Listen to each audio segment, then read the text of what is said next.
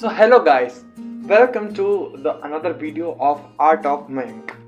तो आज का ये वीडियो थोड़ा सा बहुत ज़्यादा ही इंटरेस्टिंग होने वाला है, क्योंकि आज के इस वीडियो में मैं अपने YouTube चैनल के टाइटल के बारे में ही बात करने वाला हूँ कि मैंने इस चैनल का नाम द आर्ट ऑफ मयंक ही क्यों रखा। बात कुछ ऐसी मैं बीइंग अ आर्ट स्टूडेंट, मैंने अपनी 11th की स्ट्रीम में ना ही बायो लिया, ना ही कॉमर्स लिया, ना ही मैथ्स लिया, बट मैंने चूज़ किया ह्यूमैनिटीज़ को। तो ऐसा क्या कारण था कि मैंने ह्यूमैनिटीज़ को चूज़ किया? बात कुछ ऐसी है कि 9th में जब मैं आया तो धीरे धीरे क्या हुआ कि जब मैंने मैथ्स को पढ़ना शुरू किया तो ये मुझे धीरे धीरे समझ में आने लगा कि मैथ्स मेरे लिए नहीं बनी है। मैथ्स में मेरे नंबर बहुत कम आने लगे, या यूँ कह लो कि मैथ्स को मैंने बहुत कम पढ़ना शुरू किया। इसी कारण से क्या हुआ कि मैथ्स मेरी बहुत ज़्यादा डाउन हो गई। तो मेरे घर वालों को बहुत चिंता हो गई कि अगर ये मैथ्स अच्छा नहीं करेगा तो बाकी सब्जेक्ट्स में अच्छा करने के फ़ायदा क्या होगा। तो मेरे बाकी सब्जेक्ट्स में मार्क्स तो बहुत अच्छे आ रहे थे। 9th को पास किया, उसके बाद 10th आया। जब 10th आया तो मेरा मैथ्स में इंटरेस्ट और लूज हो चुका था और मैंने उसको पढ़ना बिल्कुल ही बंद कर दिया था।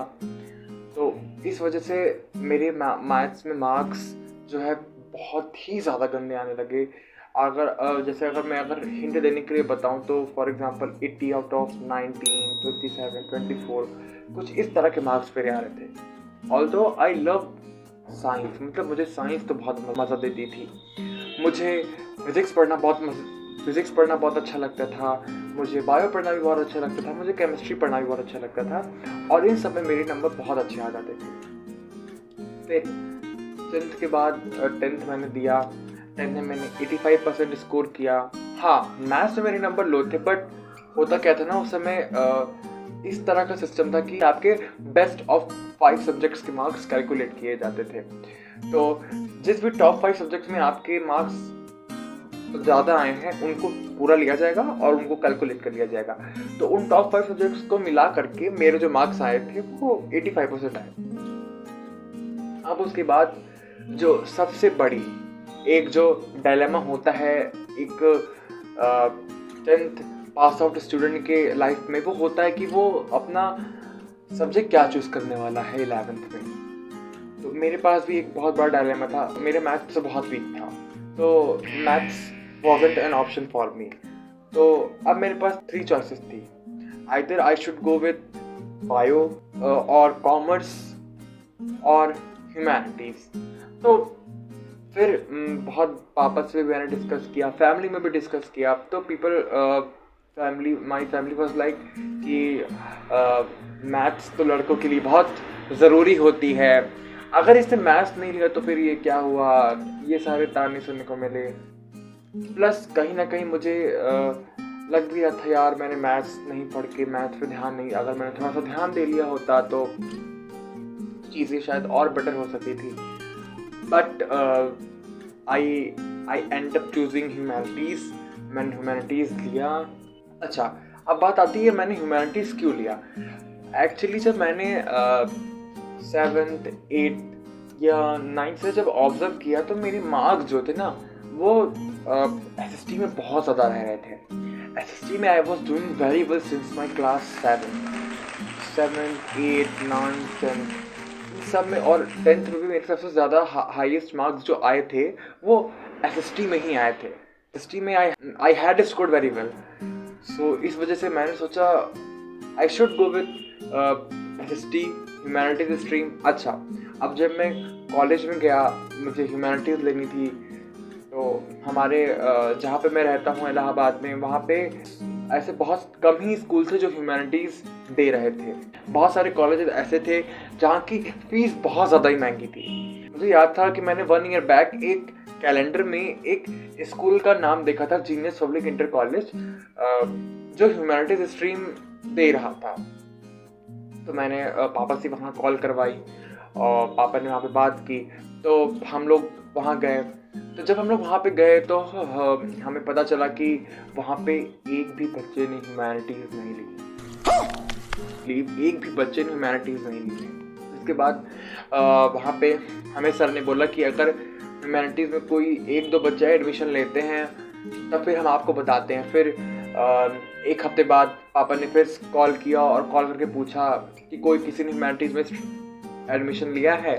तो पापा को बताया गया कि हाँ 2 बच्चे हैं जिन्होंने एडमिशन ले लिया गया है। तब फिर मैं गया, तब फिर मैंने ह्यूमैनिटीज़ में एडमिशन लिया। अब जब मैंने ह्यूमैनिटीज़ में एडमिशन ले लिया तो सब्जेक्ट्स की प्रॉब्लम आ रही थी कि सब्जेक्ट क्या रहने चाहिए। तो मैंने पॉलिटिकल, ज्योग्राफी और history as a subject opt किए। और आप बिलीव नहीं करोगे, उस ईयर ही उस स्कूल में ह्यूमैनिटीज़ में सबसे ज़्यादा बच्चे थे, 30 बच्चे। What? 30 बच्चे जो थे वो ह्यूमैनिटीज़ स्ट्रीम में एडमिशन लिया था। और ह्यूमैनिटीज़ स्ट्रीम के बारे में एक सबसे बड़ा मिथ आज के समय में क्या हो गया है ना, कि लोग सोचते हैं ह्यूमैनिटीज़ सिर्फ वो बच्चे लेते हैं, आर्ट से वही परस्यू करते हैं जो या तो पढ़ने में बहुत वीक होते हैं या जिनका पढ़ाई में मन नहीं लगता है। बट ऐसा नहीं है। मैं पढ़ने में बहुत अच्छा था, मतलब 6th में भी, 7th में भी, 8th से I was doing very well in my studies. वो तो 9th में आते ही मेरे मतलब मैथ्स मेरी वीक हो गई, मुझे मैथ्स में कोई इंटरेस्ट नहीं रहा। But still I scored 85% in my 10th grade. So ऐसा नहीं है कि जो वीक स्टूडेंट्स होते हैं सिर्फ और सिर्फ आर्ट्स उन्हीं के लिए है। स्ट्रीम सिलेक्शन ऐसा मीडियम है ना जिसमें बिट ऑफ लाइफ डिसाइड हो जाती है कि हम जिस चीज़ को चूज कर रहे हैं उसी को लेकर के आगे हम अपनी एजुकेशन को परस्यू करेंगे।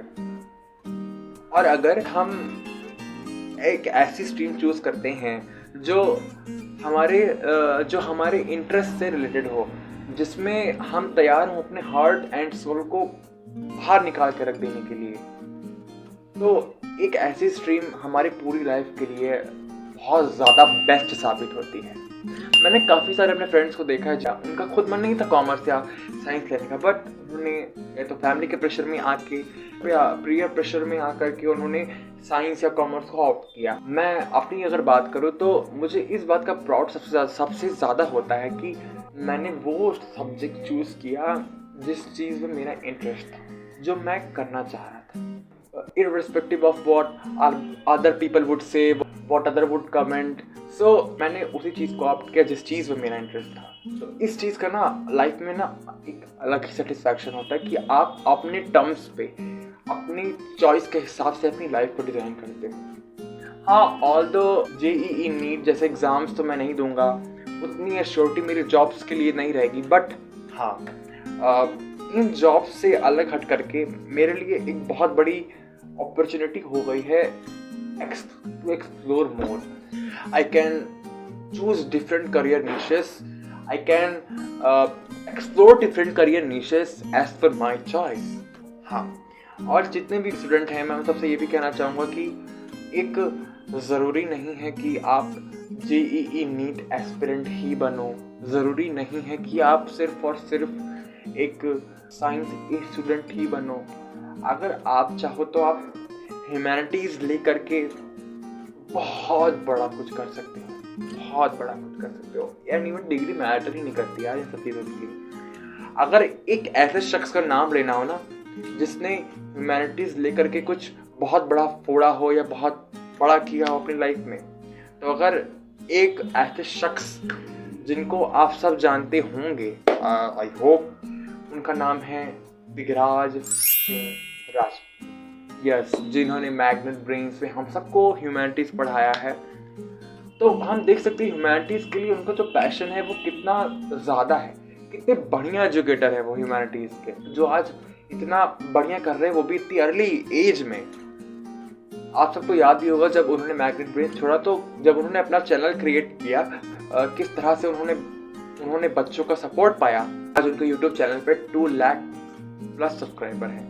मैटर ये नहीं करता कि कौन सा स्ट्रीम लिया है, कौन सा सब्जेक्ट लिया है, मैटर ये करता है कि आप उस सब्जेक्ट के लिए कितने पैशनेट हैं, उस चीज़ में आपका इंटरेस्ट है या नहीं, वो आपका डिसीजन है या नहीं। So I hope I should end this video on this line.